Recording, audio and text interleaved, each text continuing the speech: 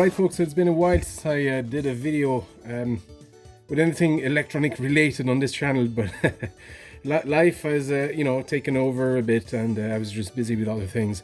It doesn't mean I've stopped, but I'll probably most likely slow down all the electronic stuff on this channel. I'll still have a few. I mean, I do have stuff to repair. I still have my asteroid chassis there to repair. I've rearranged as well my bench here slightly to take a little bit less space and give me more space with musical stuff. But I've put all my electronic stuff on one side. Anyway, that's not the topic of this video. What this is here is an Atari XE or the Atari 600, 800 XE or XL computer. These guys, essentially. These are repro cards that will take an EEPROM of different sizes. So this will actually handle the 8K games and 16K games, and I've actually put the instructions here. Now there's been a few attempts at making repros, but I just wasn't happy with the designs that were used, and in this case I wanted to use sort of a jumper system to allow different EEPROMs to be used. So for an 8K games, just use a 2764 EEPROM and jumper J1 sorry here. If you want to use a 27128 for on an 8K game, this is a 16K EEPROM, but you can do that. Just make sure you jumper J2 here, and for a 16K game, well, you need an EEPROM and an LS00. This is what I've done here. I've put my EEPROM here on a socket and my LS00, and you don't need any jumper in this case. So this is my test card. I've actually just put jumpers that I can just use this little thingamajig here if I want to select the jumper. That way I don't have to solder anything. But if you're doing it yourself, you can make one card like that with sockets, but the rest I recommend not using sockets, especially if you're going to put them in the case afterwards. The other thing it takes is here it takes normally a small capacitor, 104.1 microfarad capacitor. I'm not using one here, it's not strictly needed, but I recommend using one. And also the particularity, because these can go in a case, the solder or the ICs go on the back. So this is the back, so this is not facing you as you insert it. You have to insert it like that, and this is the front. The reason is they're like that originally. If you want to put this into a box, there will be space at the back, not necessarily at the front. And also, if you want to put them in the box, or in the case, sorry, don't use this. But I suppose we just need to test it, and let's switch this on. And there you go. This is Donkey Kong, all working fine. I'm not gonna ridicule myself, and I'll have to use one hand anyway. Come on. Yeah, that's just me trying to play with the left hand on this joystick, but it works absolutely fine. So this is Donkey Kong Jr.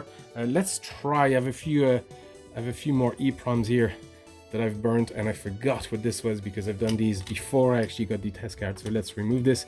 So actually I could show you here. Let me get something to remove these. So we're going to change the EEPROM here, and this is a 128. These are 74 EEPROMs, so these are 8K games, so we don't need this guy, the LS00. We can just pop this EEPROM here straight, and we need to use jumper 1. So we're going to put this guy onto jumper 1. Oops, if I can. Thank you. Big fat fingers.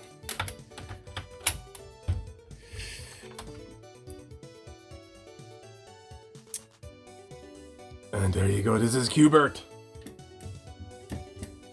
How do I start? Depends on the game. Select or start. Okay, start here.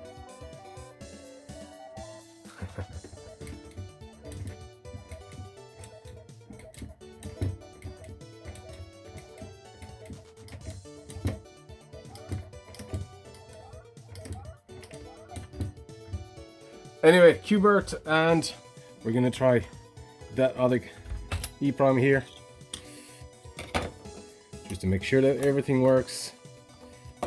I didn't have a game burnt onto a 128, an 8K game burned onto a 128 handy, but there's actually no reason to do that. It's easier to use a 74, LS74 anyway, and then save your 128 for your 8K games. Galaxian! I forgot what this was, and excuse my poor monitor.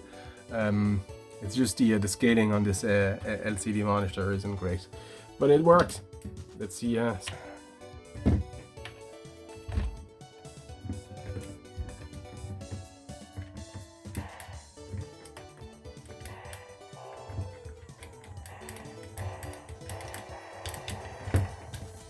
There you go. Anyway, folks, here they are, the Atari XE-XL Repro card. Thank you to the few people that actually asked me if I could repro them. I've had a few requests for these, so that's the reason I did them. And also because I have one and I wanted to play a few more games. So these take standard EEPROM, either a 2774 for 8K games or a 128 for 16K games. Everything is written here, and the LS 0074 LS00 IC if you're using a 16K game.